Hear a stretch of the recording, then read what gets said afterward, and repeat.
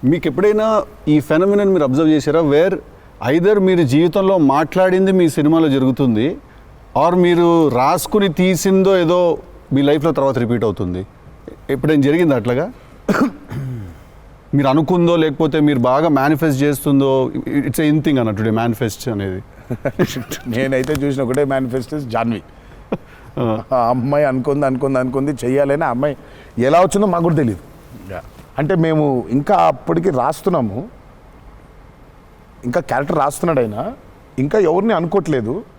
ఆ అమ్మాయేమో నేను చెయ్యాలని చెప్పింది. అసలు we weren't even in a space of okay ఈ అమ్మాయి అయితే బాగుంటుంది, ఈ అమ్మాయి అయితే బాగుంటుంది. ఫైనల్గా ఓ డీ డే వచ్చి ఇప్పుడు సరే మనం ఇప్పుడు హీరోయిన్ ఫైనల్ చేయాలని, కానీ ఇద్దరు నోట్లకి వెళ్ళి జాన్వి తప్ప వేరే మాట రాలేదు. అంతలా మేనిఫెస్ట్ చేసింది ఆ అమ్మాయి. కానీ నువ్వు ఇందాక చెప్పింది నువ్వే నాకు అర్థం అవట్లేదు. ఏదన్నా చెప్పింది జరిగింది, జరగబోయేది తెలుస్తుంది. కాదు మన జీవితంలో ఇప్పుడు ఏదైనా మాట్లాడుకున్నా, ఏదైనా మనం కాన్వర్సేషన్ చేసినా, ఏదైనా అది అవుతుంది. అలాంటిది సినిమాలో జరగడం డేజావులాగా ఉంటుంది అది. అంటే గుడ్ ఎక్స్పీరియన్స్ అయితే డేజావు, బ్యాడ్ అయితే డేజాపు. అండ్ మన సినిమాలో మనం రాసుకున్నది మనం ఆల్రెడీ షూట్ చేసేసి ఏదో తర్వాత ఏదో మన లైఫ్లో జరిగితే ఇదేంట్రా అని ఒక కంపారిజన్ డ్రా చేస్తాం కదా. యాస్టీస్గా అయి ఉండకపోవచ్చు, బట్ సిమిలర్గా ఏదైనా. ప్రస్తుతానికైతే అవ్వలేదు. ప్రస్తుతానికైతే అవ్వలేదు. దేవుడి దయ వల్ల.